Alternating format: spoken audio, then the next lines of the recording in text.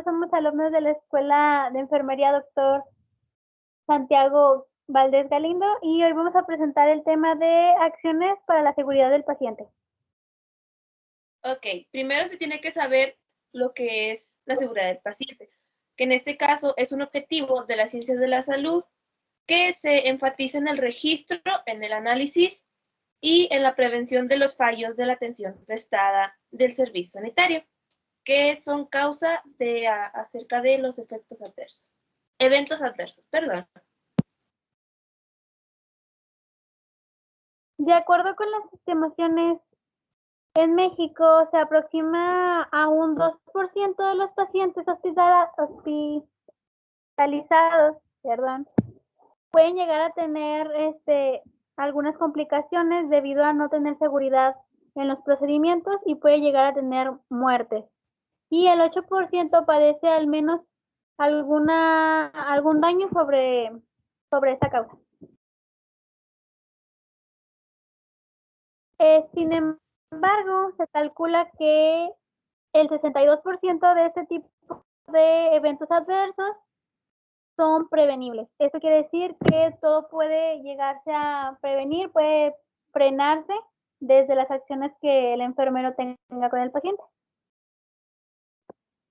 Ok, y ahí es importante saber que las principales causas, las principales amenazas acerca de la seguridad del paciente son de errores de medicación, de que mala proyección de prácticas de inyecciones que son poco seguras, infecciones relacionadas con la atención sanitaria, ya sea en la unidad médica, malos procedimientos quirúrgicos que son poco seguros, al igual que las prácticas de transfusiones que son poco seguras, y también algo más común que son errores en diagnóstico, ya que se puede confundir acerca por el número de seguridad.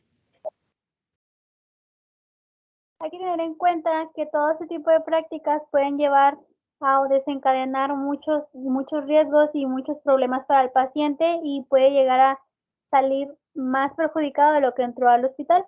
Debemos tener en cuenta que el enfermero es el que está en contacto directo con el paciente y tenemos que tener mucho cuidado con todos los procedimientos y acciones que tengamos con él. Por eso existen las metas internacionales para la seguridad del paciente, las cuales nos ayudan a llevar un seguimiento hacia los procedimientos y tener la seguridad de que los procedimientos son correctos y el paciente va a estar seguro en toda su estancia hospitalaria.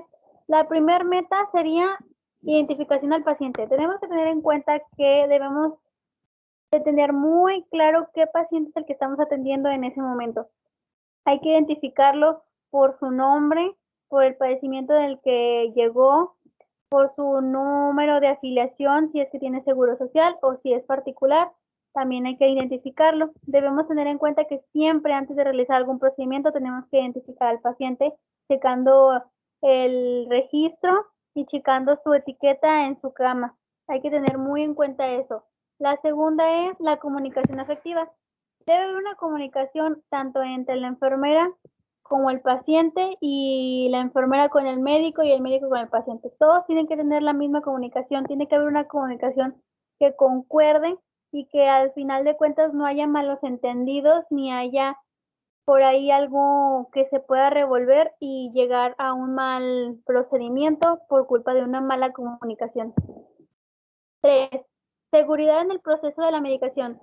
Tenemos que tener en cuenta que para administrar algún medicamento debemos estar muy seguros cuál es el medicamento que vamos a administrar y cuál es el paciente que debemos administrar el medicamento y por qué vía. No podemos deducirlo ni podemos adivinarlo, tampoco podemos suponer. Siempre tenemos que tener en cuenta cuál es el paciente, por qué lo vamos a administrar, por qué vía y también tener en cuenta cuándo es la fecha de caducidad del medicamento. Tener en cuenta también la dosis, es muy importante siempre verificar y corroborar la dosis que vamos a aplicarle al paciente y a qué paciente. 4. Seguridad en los procedimientos.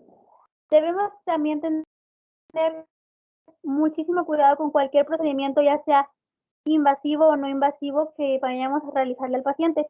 Debemos siempre volver a la identificación del paciente y corroborar con el médico y con los registros cuál es el procedimiento a realizar. No podemos suponer o nosotras por mano o por querer nosotras adelantarnos a hacer un procedimiento el cual no está indicado. Todos tenemos que corroborar el procedimiento y el paciente al cual se lo vamos a realizar. 5. Reducción de riesgo de infecciones. Hay que tener muy en claro que en el hospital hay muchas bacterias y mucho riesgo tienen los pacientes de contraer alguna infección. Por eso es que nosotros tenemos que tener mucho cuidado a la hora de tratar con ellos. Siempre tenemos que tener nuestro lavado de manos, siempre con los 5 tiempos, y hay que tenerlo muy en claro y realizarlo siempre que entremos en el entorno del paciente, que tengamos contacto con el paciente, que tengamos contacto con fluidos del paciente, que realicemos algún procedimiento y al salir del entorno del paciente. Siempre hay que realizar nuestro lavado de manos. 6. Reducción de riesgo de caídas.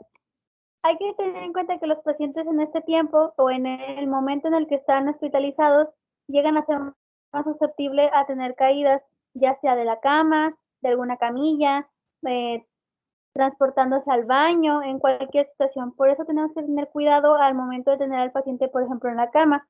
Hay que levantar las rejas de la cama para que el paciente al darse la vuelta o al acomodarse no se vaya a caer y sufra alguna fractura o lesión en su cuerpo.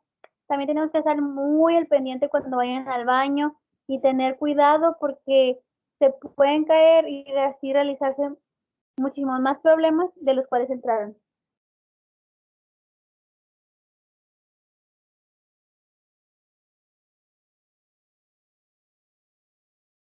Y bueno, eso sería todo por nuestra parte. Esta es una breve introducción acerca de las acciones para la seguridad del paciente. Y espero que hayamos explicado, espero que le hayan entendido al cartelón. Y bueno, muchas gracias. Gracias.